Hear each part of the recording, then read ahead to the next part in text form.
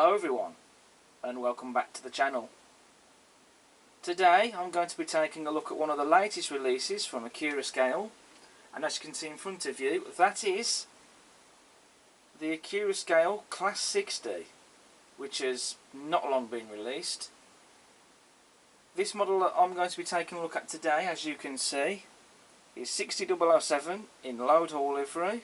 This has just arrived in the post to me, and I've not long unboxed it, so we're going to get this down on the layout and we're going to put it under the microscope and get a closer look at it. So here we have the mounting mover on the layout. These are also nicknamed tugs and donuts as well, by the way, in case you didn't realise. So then, onto the model. Now I will be honest with you, my experience to start with wasn't great because, I'll be honest, not all was as it seemed. This is in fact the second model that I have now when I'm filming this video. I was hoping to get this video out earlier, but I couldn't because the original model that I first got had to be sent back. In fact, actually that week when I first got this Class 60, I actually received two new locos. Both had to be returned because there was a problem of some form or other. And you know, when you receive two brand new locos and they both have to be returned because of a problem of some sort, it is disheartening, but there you go, it's also one of those things, unfortunately. So they had to be sent back for replacement. So I had to wait for at least a week to get a replacement of this one. Not that I minded, I just waited patiently for my replacement model to arrive. So what was wrong with the original model I got? It was to do with the cab side numbers, really, and how they'd been applied. On the one side they were totally fine, no problems there. But on the other side, and I have got a photograph of it that I am going to show you just now. I don't know how you describe this. It was actually the number 6 that was, as you can see in the photograph, is not very well done at all. I don't know how you describe that. Smudged? I don't know. But as you can see, it's not very well applied at all. You know, for 169 quid, that's not acceptable really. Because regardless, whatever the price tag, I still expect these models to be in perfect condition really. If it's a really minor thing that's not all that noticeable, I guess it doesn't matter so much, but for something like that, it's different, especially because it was one of those things really where once you noticed it, you couldn't really unsee it, to be honest, and it really bugged me. So I sent it back and I got a replacement, and I'm happy to report that this one is totally fine. It doesn't have any quality control issues at all. All the parts are correctly fitted, the printing is superb, no broken bits that were loose that had to be glued back on again, etc. Nothing wrong. And also, straight out of the box, equally importantly, and perhaps most importantly, it actually runs. Which again is what we also want to see when we spend all this money on these models. You want them to work, you want them to run. And also the mechanism on this smooth, it's very smooth, and it's also fairly quiet as well. You know, the mechanism on this, it's like cutting a knife through butter. It's just that smooth. It still needs running in because it's only had a few little runs ups and down, but we'll be able to see the running session later where we'll be giving this a good run. So the quality aside, how accurate is this model? I'm sure you all want to know. I mean, I've seen loads of Class 60s I have in my life from my childhood, and also I do have a pretty good back catalogue of videos of Class 60s in action in some form or other. Whether it's been on a heritage railway to Diesel Gala when it's been visiting, or on the main line. So it might be worth checking through my videos if you're interested in that. So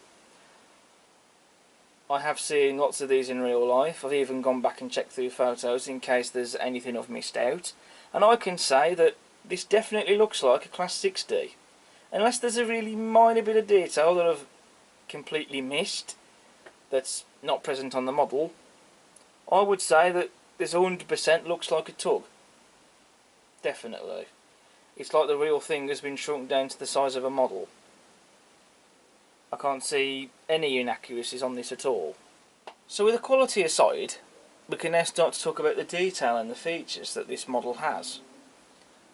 I will just quickly go over the directional lighting, which is something that all, if not most, diesel electric locos these days in model form have working directional lighting, so nothing unexpected there, but I'm just going to throw a clip in and just discuss it just to show that they do work, and they work correctly.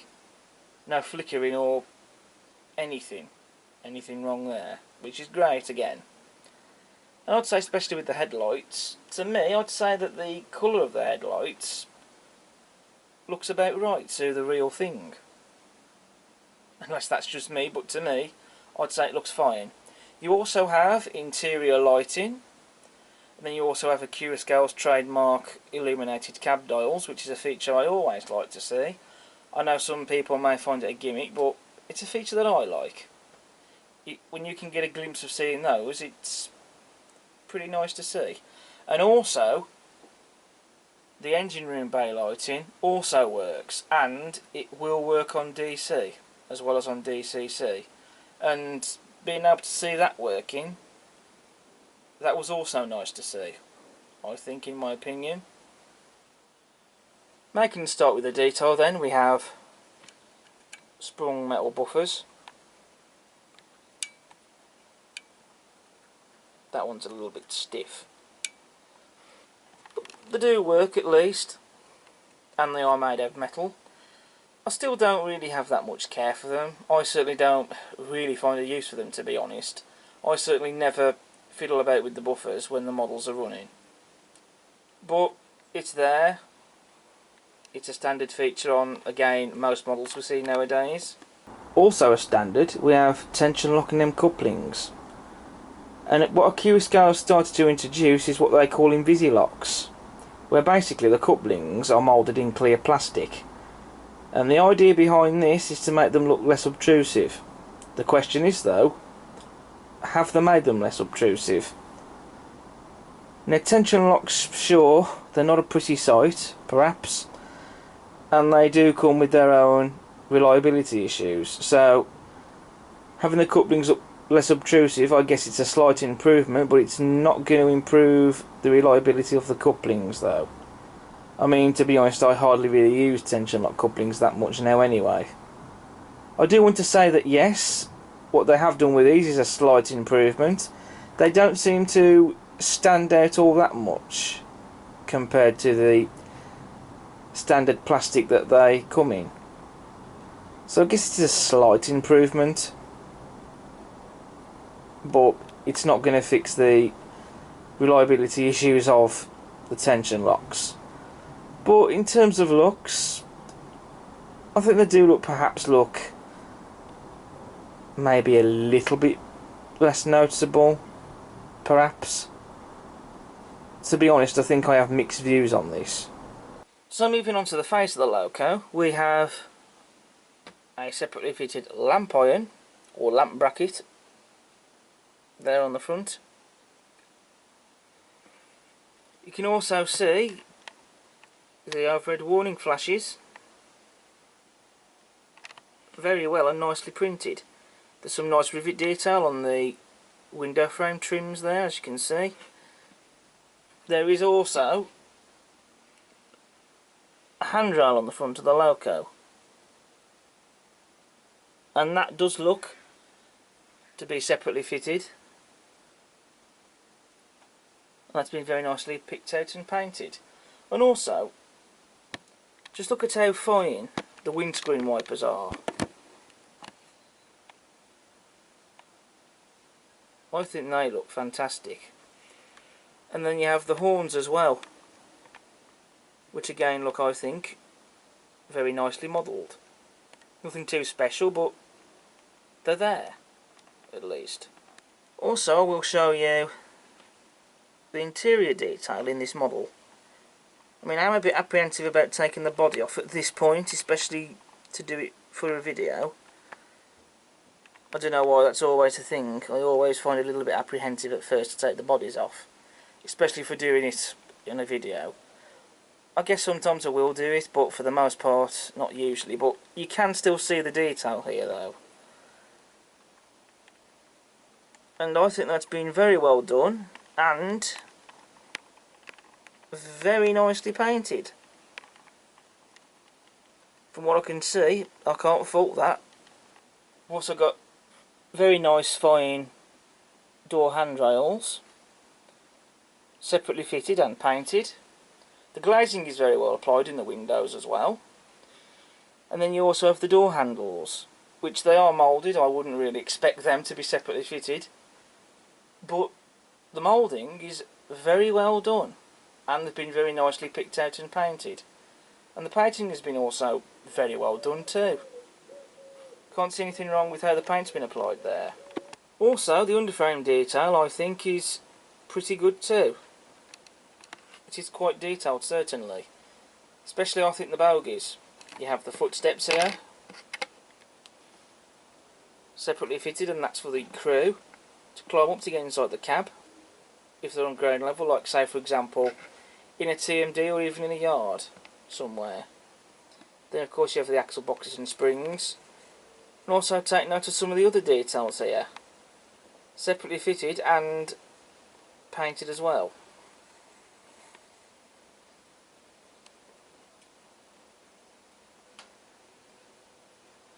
I think that looks great. I can't fault that. I noticed there is actually a little bit of a mark there. At least I think it is. Interestingly, it's not too noticeable when I'm looking at it in person, but on the screen it is slightly more noticeable on the camera. But to be honest with you, it's not something I'm too bothered about really. It was something I already noticed it already previously and went over it with a slightly wet cotton bud and just rubbed it over. So whether it's a mark or not I'm not sure, but it doesn't really bother me to be honest. And to be fair, if I ever wanted to go down the road of weathering, that would cover that up, or even a little bit of black paint or something. But like I say, it's not really all that too noticeable to the human eye, but when I'm looking at it on the screen it is slightly more noticeable, but it doesn't bother me though that much. Rather a small mark than that than cabside numbers not being printed very well or something. But look at all the other detail though. Again separately fitted, and there's painted detail here. There is of course some moulded detail, such as rivets and the fuel tank dial. But I think the detail here looks great. I think it's pretty good. I quite like it. Especially when they've painted some of the bits on these bogies. It certainly makes it stand out a bit more. Then you have the etched metal grille on the engine room here, and I think that looks absolutely stunning. It's very well detailed, that, and it's been fantastically applied. And also, we can't ignore all the detail inside the engine bay there, which that's picked out, and there's separately fitted detail there as well. It's all painted as well, and it just looks phenomenal to look at it, I think. Wow. That is a superb bit of detail. And you have the other grille here, and again, just like the one on the engine room bay, it's a wonderful etched part that just looks stunning, especially when you look at it up really close. That's fantastic. I like all the detail behind the radiator here. Just looks superb. The roof is quite nice to look at. We've got some rivet detail there. Then you have these grills here, and again the etched grille parts there, again they look stunning and they've been very well applied. Then of course you have the roof section there, which this is removable, which I will show you in a moment. Nice rivet detail there on the roof. You have some more separately fitted detail parts there. I'm assuming are they vents. Not too sure by 100%, I don't know enough about the loco to know what those parts are, but they're there and they're separately fitted and they look fantastic. And then you have the exhaust there. Again, that's separately fitted and wonderfully detailed and painted, in my opinion. And then we have the magnetic roof panel. It's a feature we've seen before, but as I'll demonstrate to you now, there's the magnets underneath it, and it just easily removes. And that just allows you to get to the PCB board and the dip switches, so you don't have to take the body off. It's something that other manufacturers do it, such as Accurascale, and I know Batman have done it on their 08s as well, although albeit it's not a magnetic part, but it's a part that's still removable, and I think it's a good idea.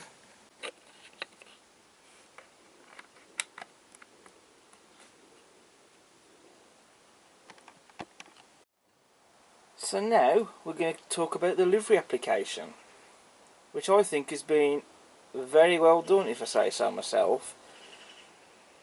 I've always liked the LoadHaul livery. It's a livery that I would have seen in later in the 90s and in the early 2000s. I do remember seeing this livery on 60s, 56s, 37s, but interestingly and oddly, up to this point I've not owned a loco in LoadHaul livery, and I don't know why.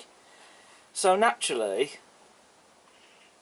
if I was going to get an Accurascale Class 60, it was going to be the LoadHaul livery one that I was doing. I know Cavalax have also done this livery as well, but I decided I also wanted to get, having already got a couple of the Cavalax 60s now, I wanted to get one of the Accurascale ones, and so the LoadHaul one it was going to be. And I would say that the livery's been very well replicated. The paint is very nice and evenly done. It's very smooth and even, all on the body, no imperfections anywhere at all. I would say that the colours are correct, or at least close to the real livery. I would say that they're correct, I would, to me anyway. The only thing is that you can look at photographs and lighting can sometimes contradict the shade of the paint of where it actually is. But I would say that this livery is correct, if not at least close.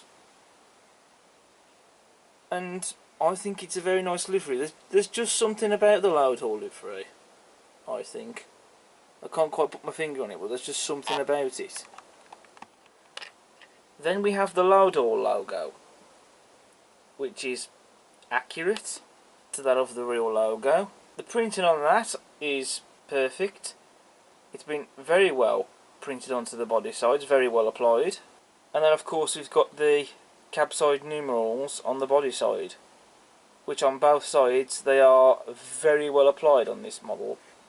And then we have the other side of the loco, which I probably don't really need to show, because there's not really anything much different about this side of the loco, other than the fact that on this side it has only the one grille as opposed to two like on the other side.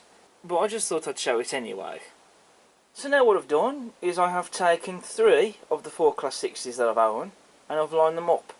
And here we have, from right to left, we have the Hornby model 60078 in the mainline livery. Then we have the Cavalax model 60081 is in Kingdom Brunel, which is a Rails of Sheffield exclusive, and this is a model that you guys have not yet seen on the channel.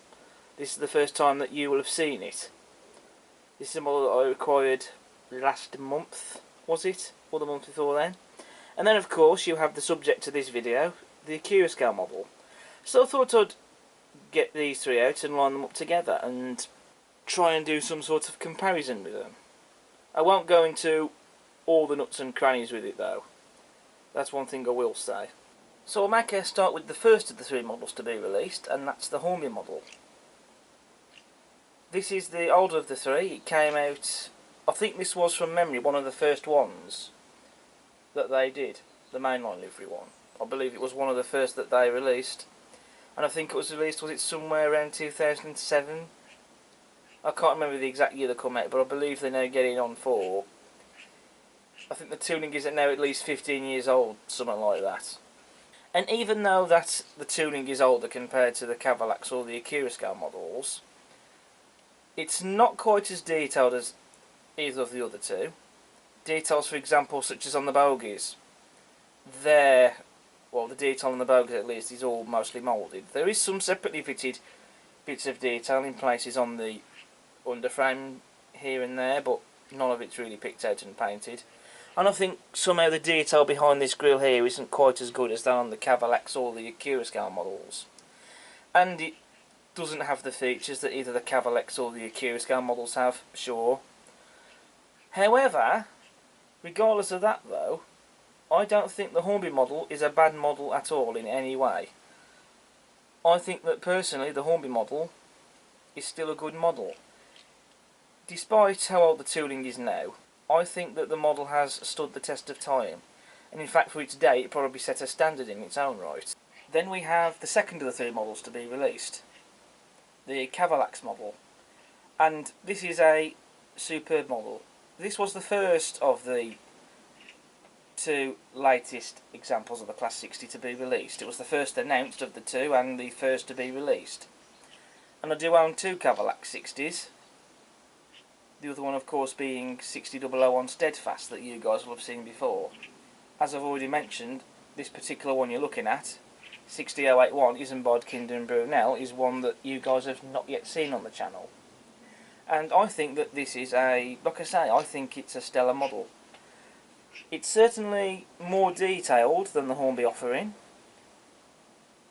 and also you get the innovative features as well on this, such as for example the magnetic removable roof section, and also the magnetic buffer beams as well. And also you do get lighting in the engine room, though alas it doesn't work on DC, it's something that will only work on DCC. You do get interior lighting in this as well, and I think the colour of the headlights as well is more realistic. And I do think details such as for example the detail behind this grille here, it's better than the detail I think, looking at it now, than the detail on the Hornby model. But this is a superb model.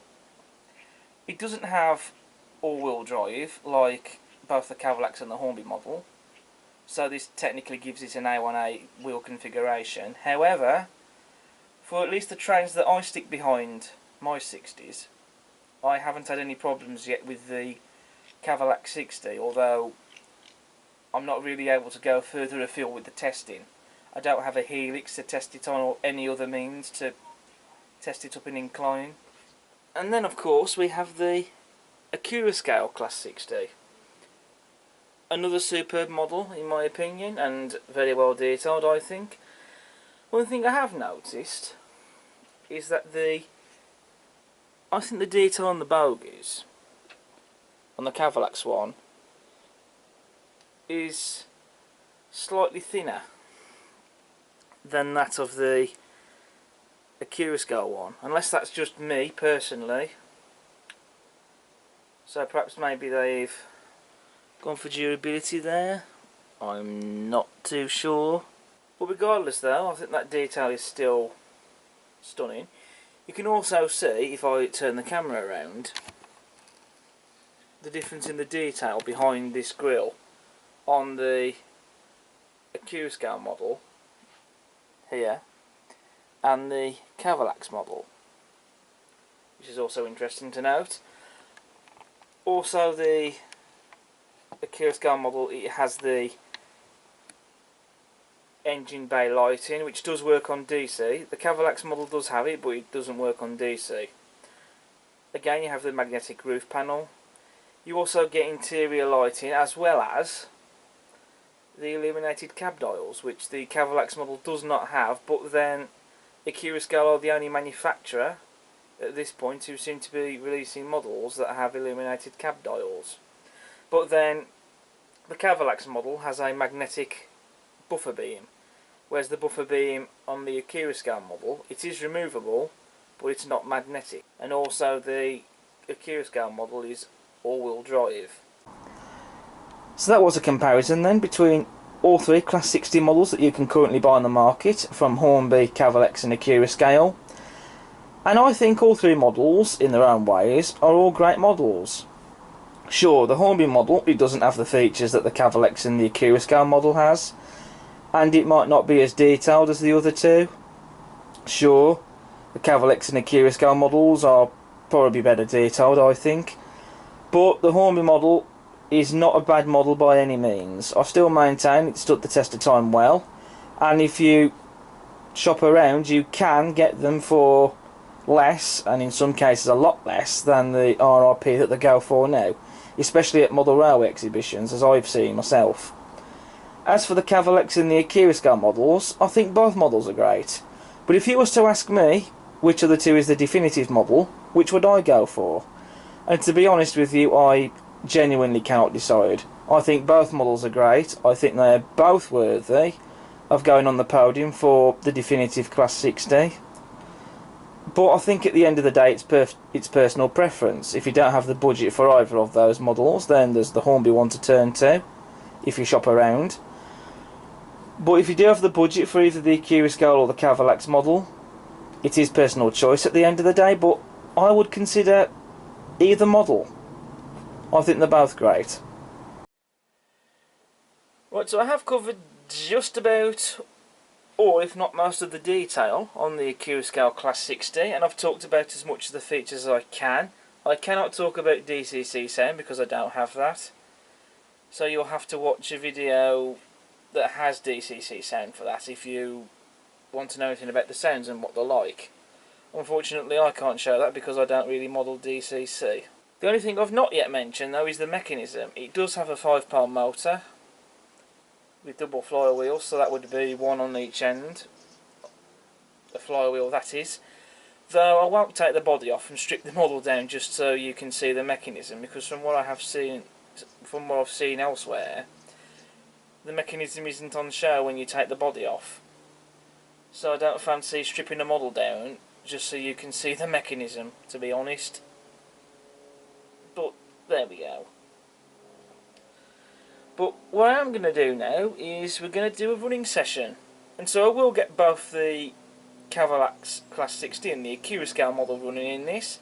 I will get 60081 hauling the MGR rake, and 60007 will be hauling a rake of TEE bogie tanks, which is another thing that you guys have not yet seen on the channel. They were acquired a month or so back, and I bought them as a rake from eBay. At the moment I have just a rake of 7, but I am hoping to extend it to a rake of at least 9 or 10. I am leaning towards it being a rake of 10, but that will happen in time. But for now, you're just going to see 60007 with a rake of 7. But you know, they should still look pretty good behind this loco, because I think locos such as this have probably been crying out for a rake like that. It is something that I did want to get at some point, because it would be nice to have more rolling stock such as that for locos like these. And so now I've got some, albeit it's not a complete rake for me at least. I'll only extend it to a rake of at least 10 and that'll do me, but until that happens, for now it's going to be a rake of 7. But anyway, enough with the chatting, let's see these models running. So, we'll see you in a bit.